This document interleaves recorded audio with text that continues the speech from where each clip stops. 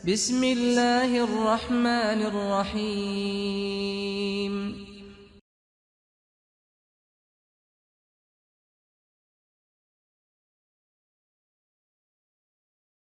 الحمد لله رب العالمين والصلاة والسلام على نبينا محمد وعلى آله وأصحابه أجمعين. Пайғамбар саллаллаху алейхи вассалам жасаған дуа зикирлер деген сабағыбыздабыз. Кечеги кириш сөзүбүздү бүгүн улайбыз туугандар. Ал кириш сөзүбүздө сабакка киришүүдөн мурун кыска Шейхул Ислам Ибн Кайым рахимахуллахтын китебинен Ал-Вабилис Сайиб дегенде зикирдин 100төн ашык пайдан эскерген. Ар бирөөндө туугандар карап көрсө артында хадис аят далилдери менен. Бирок биз ушу кириш сөздө буда кандай пайдалар жатканын, зикир эмне экенин жалпы бир түшүнүк болсун деп эскерип кеттик. Кече 30-ун эскергенбиз, ошодон ары улайбыз. 31-чи пайдасы анна давама зикри Робби табарака ва таала юджибул аман мин нисянихи аллади хува сабаб шакаил абди фи маашихи ва маадихи.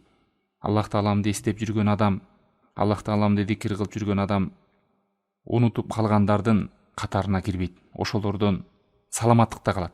Алардан тынчтыкта калат. Себеби адам Алла Тааламды унутуп койгондордун катарына кире турган болсо, ал адамдын бул дүйнөдө дагы жана акыретте бара турган жери да бактысыз экенинен белгилүү. Зикирди айтып жүргөн адам ушундай кооптуу коркунучтан сак болот. Алла Таалам Хашр сүрөсүнүн 19-аятында айткандай: "Вала такуну калладина насуллаха фансахум анфусахум". Силер ушундайлардан болбогула, алар Аллах Тааламды унутуп койгон эле эстебей, Аллах Таалам да аларды унутту. Улайика хумул фасикун. Алар чыныгы пасыктар деп. Сура Таха сүрөсүндө 124-аяттан баштап Алла Таалам айтат: "Омана арадан зикри фаина лаху маишатан донка ва нахшуруху яумал қиямати ама қала робби лима хашартани ама ва қад кунту басира". Ким бизди зикир кылуудан, бизди эстөөдөн жүз бурган болсо, ага биз кор жашоону беребиз. Ага кор жашоо, тар жашоону беребиз дейт. Эмнеден жүз бурган болсо? Зикирден. Аллах Тааламды эстөөдөн жүз бурган болсо, ага кор жашоону беребиз. Ва нахшуруху яумал қиямати ама. Кыямат күнүндө аны сокур кылып тирилтебиз. Қала робби лима хашартани ама ва қад кунту басира. О Роббим, эмнеге мени көзүмдү сокур кылып тирилттиң? Мен көрүүчүлөрдөн элем го тиги дүйнөдө. Аллах Таалам жооп берип атат: "Қала кадалика татка аятуна". Сага биздин аяттарыбыз келген эле го. Фанаситаха. Сен унутуп койдуң. Мындайча айтканда, зикир кылып эскерген жоксуң. Ва кадалика лиюма тунса. Ошондой эле бүгүн сага сен унутуласың деп. Бул деген сөз туугандар, адам зикирден, Аллахты эстөөдөн алыс болгон болсо, Аллахты унуткан адамдардын абалы. Зикир дегенде бул Аллахтын китебиде зикир дедик. Аллахты эстөө, Аллахтын буйругун аткарып жүрүү, тыйгандардан тыйылып жүрүү, баардыгы зикирге кирет. Ошоларда жүргөн адам Аллахты унуткан адам болуп саналбайт. Мына бул дүйнөдө да Аллах Тааламды аяттарын көрсө дагы көрмөксөңгө салып, укса да укмаксамга салгандар акыретте сокур болуп тирилет дейт. Сокур болуп тирилгенин себеби бул дүйнөдө келген нерселерди көрбөгөндүгү, Аллах Тааламды эстебегендиги. 32-чи пайда аннаху айсарул ибадат ва хуа мин ажаллиха ва афдалиха. Бул зикир Аллахты эстөө эң жеңил ибадаттардан жана эң улуу, эң артык ибадаттардан туугандар. 33-чү пайда аннаху гарсул жанна. Зикир кылуу менен бейишиңиздеги болгон бактарды көбөйтө бересиз. Бактарды эге бересиз. Канчалык? Пайгамбар саллаллаху алейхи вассалам хадисте айткандай, Тирмизиде сохих хадисте: "Субханаллахи ва бихамди". Ким субханаллахи ва бихамди деп айткан болсо, "Урисат лаху нахлатун фил жанна". Анын бейишинде дарак отургузулат дейт дагы. Нахла деп келген пальма дегени. 34-чү пайда аннал ата вал фадл аллади руттиба алейхи лам юраттаб ала гайрихи минал амал. Ушул зикир кылып Аллахты эстөөдө берилген артыкчылыктар, Аллахтан берилген жакшылыктар ушундай камтылган. Мындай жакшылык, мындай артыкчылык эч бир ибадатта камтылган эмес. Аллахты эстөөдө камтылгандай туугандар. 35-чи пайда анна зикра нурун лидзакир фи дунья ва нурун лаху фи кабри. Аллахты эстөө бул дүйнөдө да ал адамга нур болот, кабырында да нур болот. Аллахка кайтып барган күнү, кыямат күндө, сурак күнү да нур болот. Яс'a байна ядайхи аля сират. Жана кыл көпүрөдөн өткөндө дагы алдында нур болот. Ошол үчүн пайгамбар саллаллаху алейхи вассалам көп дубаларында келет туугандар, нурду өзгөчө сураган. Үйүнөн чыкса да, мечитке баратса дагы, о Аллахым, тилимди нурду кыл, көзүмдү нурду кыл, кулагымды нурду кыл, бутумду нурду кыл, оң жагым, сол жагым, үстүм, алдым, керек болсо жүрөгүмдү мени нурду кыл деп. Себеби Алланын китеби нур, пайгамбардын саллаллаху алейхи вассалам жолу нур, хидаят бул нур, Аллахты эстөө бул нур. Кимде ким Аллахты эстеп жүргөн болсо, нурга бөлөнөт. Кабырда нурду болот, акырети нурду болот. Ошо нурунун көлөмүнө жараша сурагы жеңил болот туугандар. 36-чы пайда: ламма кана зикру мутаяссиран лил абди фи жами'i الأوقات والأحوال فإن الذاكر وهو مستلقي على فراشه يسبق في الفضل والخير القائم الغافل. Аллах эстөө зикир кылуу ушунчалык жеңил дейсиз туугандар. Ар бир убакытта, ар бир абалдарда адам керек болсо чалкалап жатып деле, кыйшайып отуруп деле адам эстей берсе болот. Жакшылыктарга жете берсе болот. Ал эми кээ бир адам туруп жүрсө да, бирок ал адам кайдыгер болсо, ою талаада болсо, ал ибадатты кылса дагы, ал ибадат болбой эле адат болуп калат. Ал эми жүрөгү ойго жүргөн, зикир менен жүргөн адамдын уйкусу дагы ибадат туугандар. Жеген тамагы да ибадат, турганы, басканы, сүйлөгөнү бар ибадат, себеби анын жүрөгү ойгону. Кээ бир адам ибадат кылса да, ибадат адат, себеби анын жүрөгү уктап жатат кайдыгерликте. Ошон үчүн алымдар айткан, кээ бир адамдардын ибадаты адат болуп калат, кээ бир адамдардын адаты ибадат болуп калат деп. Албетте, ар бир кылган амалында Аллахты эстеп жүргөн адам сөзсүз ар бир кылган ишин Аллах Тааламдын ыраазылыгын көздөйт. Ошон үчүн кылган адаттары дагы ибадатка айланат.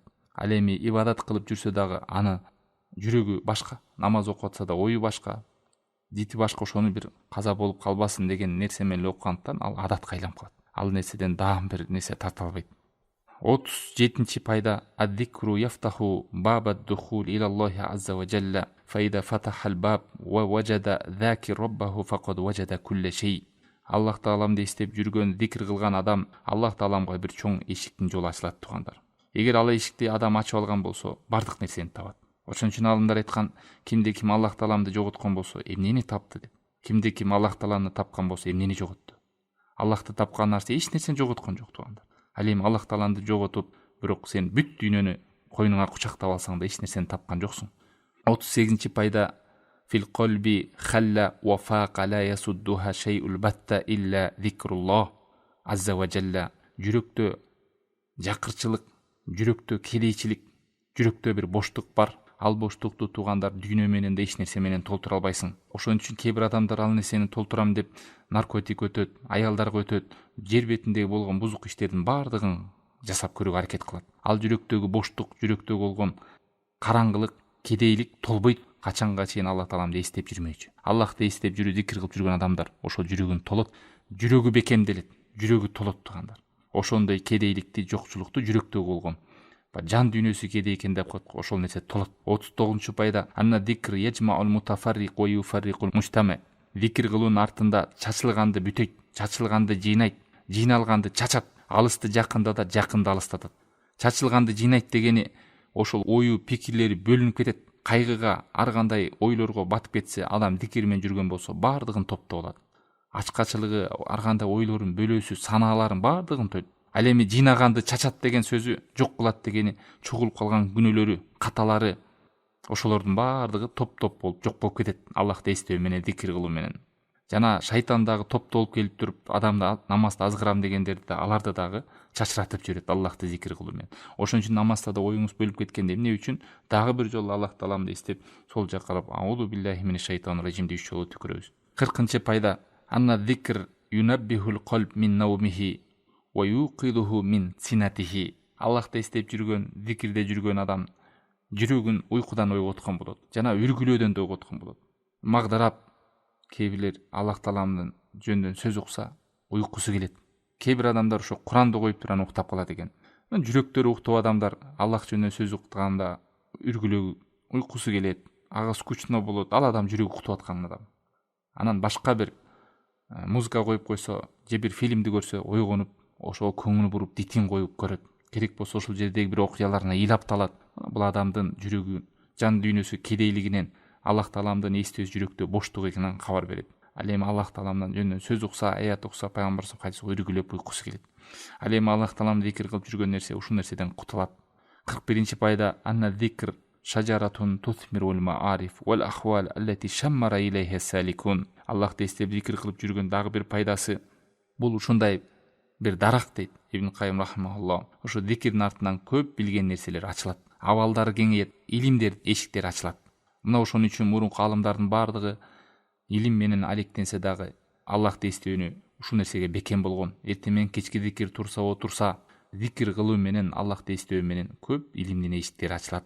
42-нчи пайда анна закир карибун мин мазкурихи ва мазкуруху мааху ва хадихил маия хасса. Аллах Тааламды эстеп жүргөн адам, Аллах Тааламды эстеп зикир кылып жүргөн адам эмнени эстеген болсо ошого жакын болот. Мындайча айтканда Аллах Таалам аны менен болот.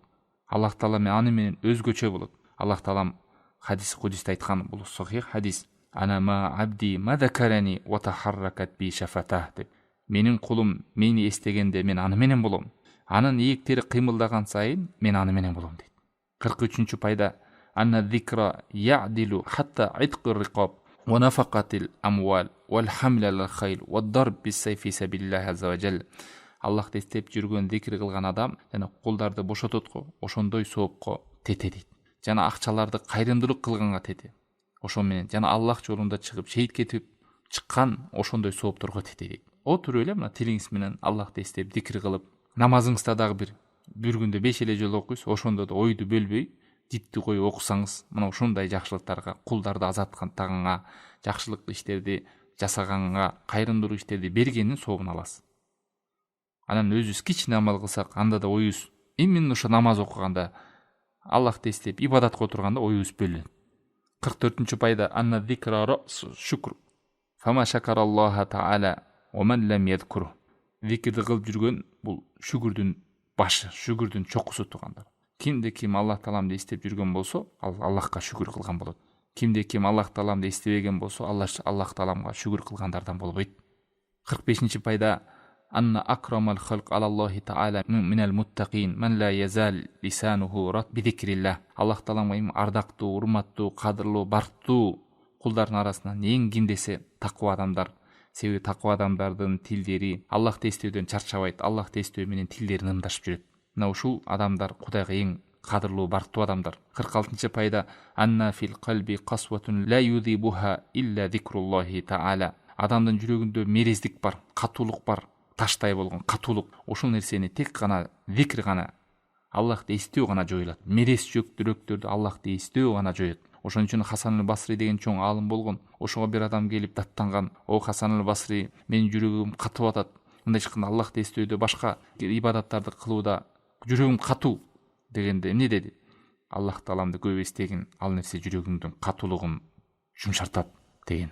Эритип салат деген катуу жүрөктөрдү Аллахты зикир кылуу. 47-нчи пайда анна зикра шифаул қалб ва давауху вал гуфла марадуху. Аллах Тааламды эстөө бул жүрөктөгө болгон дары, жүрөк болгон лечение, жүрөктүн шипасы болот. Ал эми жүрөктүн оорусу бул кайдыгерлик. Фал кулуб марида, жүрөктөр ооруйт, анын шипасы Аллах Тааламды эстөө. 48-нчи пайда аз-зикру аслу мувалатиллахи азза ва жалла ва расиха. Аллах Тааламды эстеп жүрүү, зикир кылуу Аллах Таала менен болгон чыныгы олиялык. Көйлө айтат го, олиясыңбы деп. Олия деген сөз Кудай Таалам менен дос деген сөз. Кудай Тааламга болгон жакындыгы. Аллах Тааламды эстеп жүргөн адам Кудайга дос болот, Кудайга жакындык болот. Ал эми Аллах Тааламдан кайдыгер жүргөн адам акыры барып Кудайдан алыс болот. Алыс адам акыры барып адан алыстай берип Аллах Тааламга душман болот. Анан барып анын буйруктарына каршы чыгат. Анан тыйган нерселерин жакшы деп чыгат Аллах Таала. Мындан да өткөн душмандык барбы? 49 аннаху мастужлибат ни'амуллах азза ва жалла вастудфиат никмату бимисли зикриллахи таала. Аллах Тааламды эстеп зикир кылып жүрүү менен Аллах Тааламдын нематтарын көбөйтөт.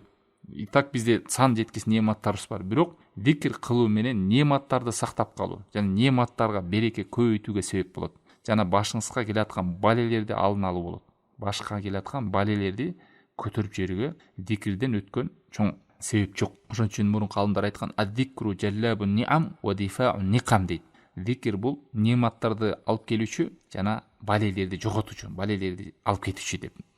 50-нчи пайда анна зикр юджибу салат Аллахи азза ва жалла ва малаикатаху аля закир. Аллах Тааламды эстеп зикир кылуу Аллах Тааламдын жана периштелердин адам баласына болгон эстөөсүнө себепкер кылат. Кимде ким Аллах Тааламды эстеп жүргөн болсо, Аллах Таалам ага эмне кылат? Ырайымын төгөт, аны ийгиликте коет жана аны периштелерге Аллах Таалам сыймыктанып мактанат. Ушул нерселерге адам жетет. Аллахты эстеп жүргөн болсо, ал адам таанылат Кудай Таалам алдында. Өзгөчө таанылат. 51 пайда: анна ман шаа ан яскуна риядал жанна фид дуния фаяджлис фи маджалит зикр.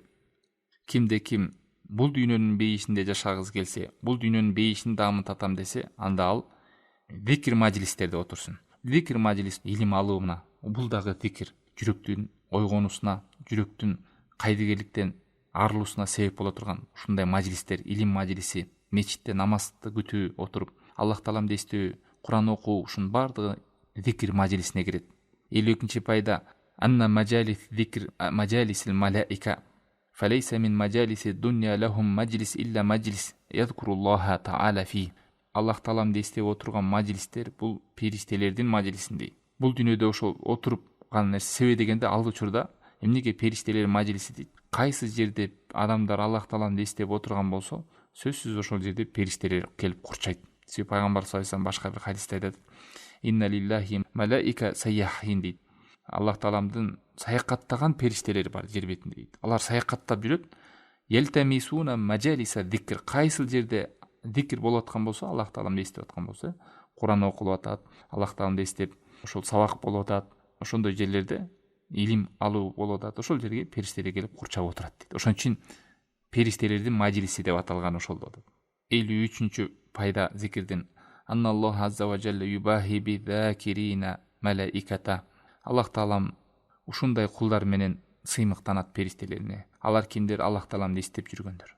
Аллахты эстеп жүргөн адамдар менен периштелерге сыймыктанат. 54 пайда: ман давама аля зикр дахала жанна мустабширан фарахан биман амаллаху алейх фи хади дунья. Кимде ким Аллах Тааламды дайым эстеп жүргөн болсо, бейишке сүйүнгөн абалда кирет. Сүйүнгөн абалда кирет. Аллах Тааламдын нематына, жакшылыгына сүйүнүп кубанган абалда кетет. Себеби дегенде өткөнкү жогорку сабактарда айтпадыкпы? Ким бул дүйнөдө Аллах Тааламды эстеп жүргөн болсо, токчулукта Аллах Тааламды эстесең, жокчулукта сени эстейт.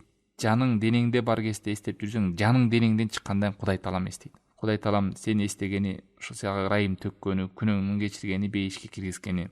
55 пайда: аззакиру юхаккикул гая аллати мин ажлиха шуриат ал-амал кас-сала ва нахвиха кала таала ва акимус салата ли зикри. Зикр бардык ибадаттардын туугандар негизи. Негиз нерсе ошол. Ар бир ибадаттын негизи бул зикр. Мисалы намазды эле карасаңыз, ва акимус салата ли зикри, Алла Таалам айтат, намазды тургузгун, окугун мени эстөө үчүн дейт.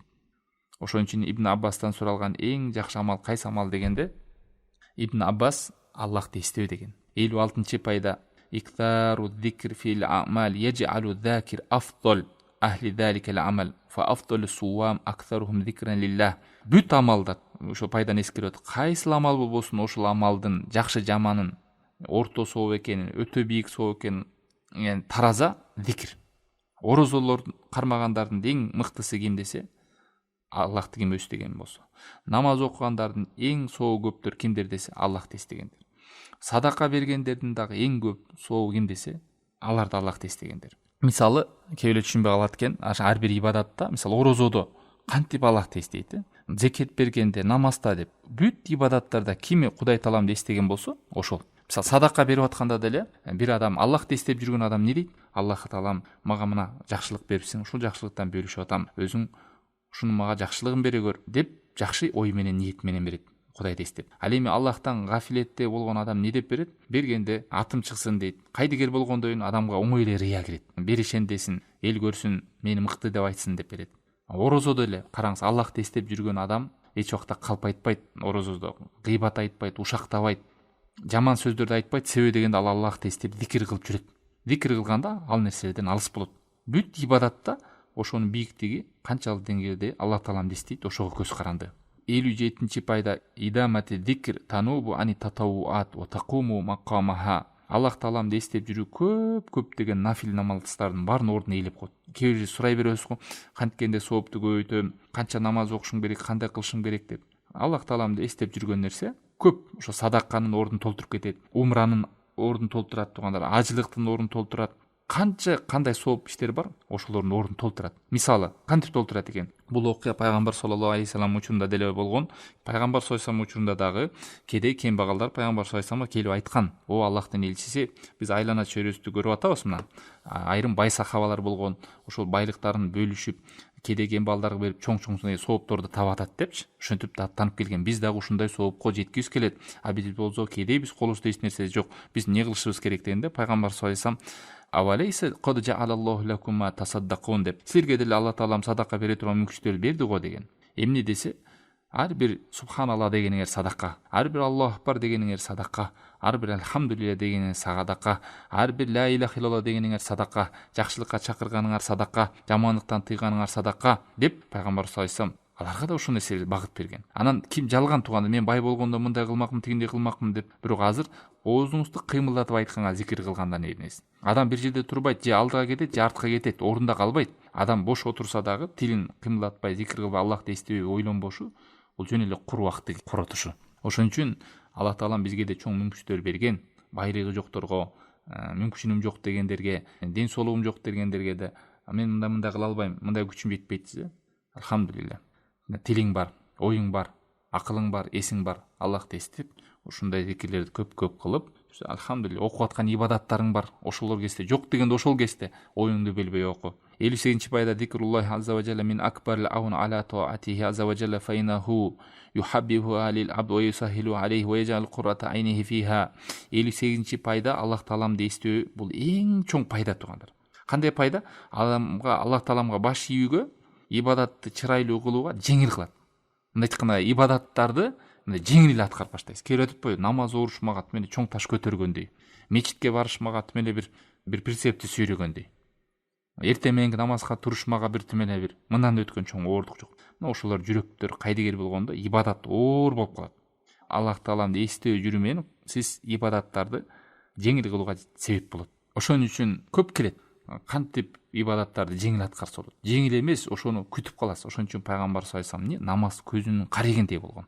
Көзүңүздүн карегине бир кымындай да нерсе түшүрбөйсүз го. Кымындай бир нерсе түшүп кетсе заматта чыгарыш керек. Көзүңүз ачышып, көзүңүз көрбөй калат. Мына намаз ошондой көргөн пайгамбар саллаллаху алейхи вассалам. 59-чу пайда Аллахты эстеп жүрүү менен оордук жеңилдейт, кыйын иш жеңилдейт, машаккат иш жеңилдейт.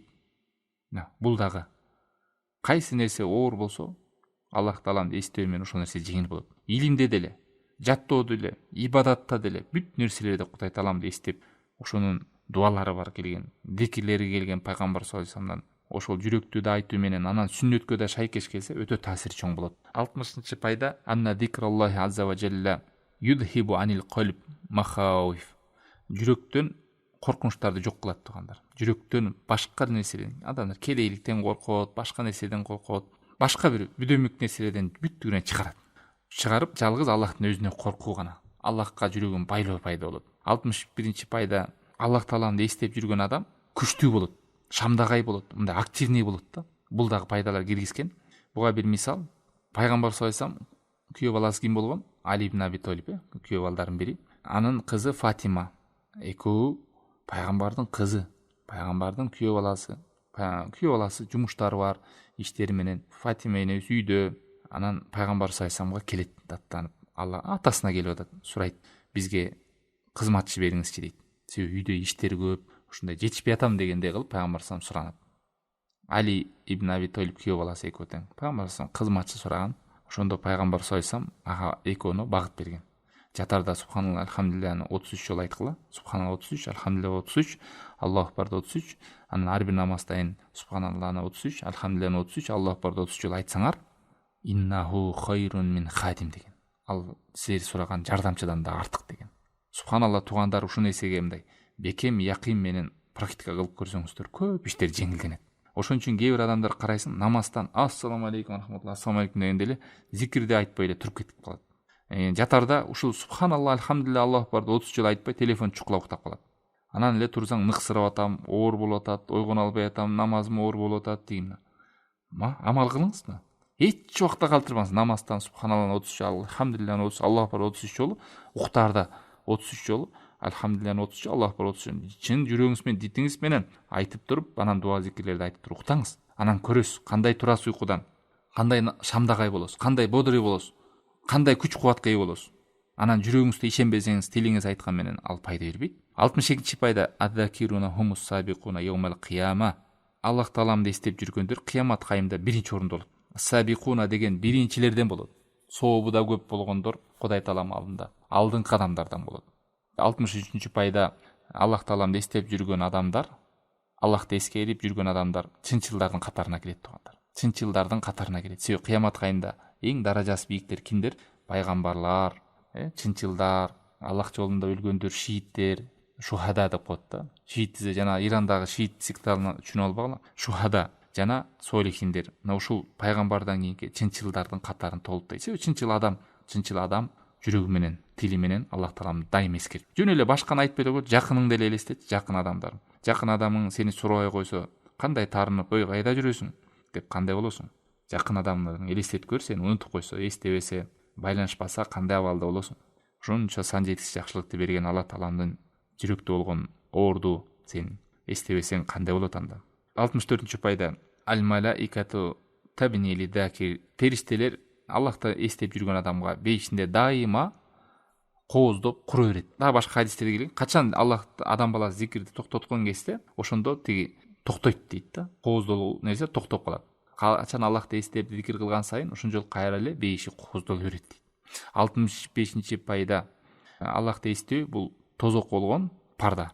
Тозоктон тосуучу нерсе. Аллахты эстеген адам тозокко түшпөйт деген сөз. 66-чы пайда Аллахты эстеген адамга периштелер дайым истигфар айтып турат дейт. 67-чи пайда Аллахты эстеген адамдар менен керек болсо тоолор ошол жердеги заттар кубанышып Аллах тааламды эскерет дейт. Себеби дегенде бизге билебиз, Куранда эскерилген туугандар, ар бир жер бетиндеги дарактар, суулар, асман, жер, тоолор Аллах тааламды эстеп зикир кылышат, зикир кылышат. Акылың сыйбайт, эми кантип зикир кылат экен, анан кандай муну Аллахка тапшырасыз. Биз Аллах тааламдан келди, пайгамбардан келди, ишенебиз. Кантип зикир кылат, ал Аллахка маалым. Андан кийинки пайда Аллах тааламды көп эстеп жүргөн адамдар эки жүздүүлүктөн арылат. Себеби эки жүздүү адамдардын сыпаттарынан вала ядкурун Аллаха илля калила. Аллах тааламды алар аз гана эстешет. Аллах тааламды көп эстеп жүргөн адам эки жүздүүлүктөн арылат. Эми ал эки жүздүүлөрдүн сыпаты Аллах тааламды аз эстегендер деп келет. Андан кийинки пайда Аллах тааламды эстеп ибадат кылып жүргөн адам дайым лаззат деп коет го кыргыз тилинде. Мындай бир даам татат бул ибадаттан. Ансыз жашоо жок деп элесет. Ошон үчүн кээ бир алымдар айтканда, аттиң биз татып аткан рахатты бул байманаптар сезгенде биз менен салгылашып согушмак дейт да. Болгондо андай даам татып көргөн эмес да. Алар ошон үчүн бийликте, байлыкта деп дүйнөдөгү эмне рахат болсо ошонун баарын чукулап көрүшөт. Бирок Аллахты эстөөдө, Аллах болгон ибадатта рахаттан даамын татып көрөлүк да. Даам татпагандан билбейт да. Ошон үчүн мен деген миллиардерлерди карасаңар, канча нерселерди жасап көрөт. Аягы бар наркоман болуп өлөт. Кээ бирдегилер азынып өлөт, кээ бирөө аялдардын артынан жүрүп отуруп өлөт. Себеби дегенде жашоодон рахат сезе алган эмес, жүрөгү бош. Ошон үчүн бүт нерседен издейт. Анан бар педофил болуп кетет, жаш балдарга асылат, малдарга асылат. Азыр угуп атпайбы? Ошолордун баардыгы кутургандар. Бул деген сөз мына канчалык эгер Кудай тааламдан зикириңден алыс болсоң, дүйнөнү курчап алсаң дагы, бул дүйнөнү бактылуулукту сезе албайсың деген сөз. Ошон үчүн илимди зикир кылуу бул дүйнөнүн эле бейиш бакчаларынан деп айткан алымдар. Илимде Аллах тааламды эстеп жүргөн адамдар бул дүйнөдөн эле бейиш бакчаларында жүргөндөй болот. Анан дагы туугандар, кийинки пайда 70-чи пайда Аллах тааламды эстеп жүргөн адам дайым жүрөгүндө нур, жүзүндө да нур болот. Жүзүндө да нур болот. Аллахты эстеп жүргөн адам жалган айтуудан, кайдыгерликтен, ушак айтуудан, бирөөгө жалган күбө берүүдөн, бейчеке сөздөрдөн, кереги жок сөздөрдөн бүттүгүнөн алыс болот же. Себеби деген ал рахатты сезип алган. Баса турса, пайдалуу сөз болсо сүйлөйт, пайдасы нерсе болсо сактанат. Бүт ушундай күнөөлөрдөн тосуучу себептер болот. Зикирде жүргөн адамдын дайыма дуасы кабыл болот. Субханалла. Дайыма дуасы кабыл болот. Биз айтканбыз, дуада же Алла таалам бул дүйнөдө эле берет, же ошонун артынан бир балени көтөрүп кетет, же кыямат кайма сактап коет. Аллахты эстеп жүргөн адам кантип сен билер мени эстегиле, мен силерди эстейин деп атат. Кулум мени эстеп жүрсө, мен аны менен дейт. Анан кантип Алла таалам бербей койсун булардын дуасына. Көптөрүбүз айтабыз, канткенде дуа кабыл болот деп жүргөндөр.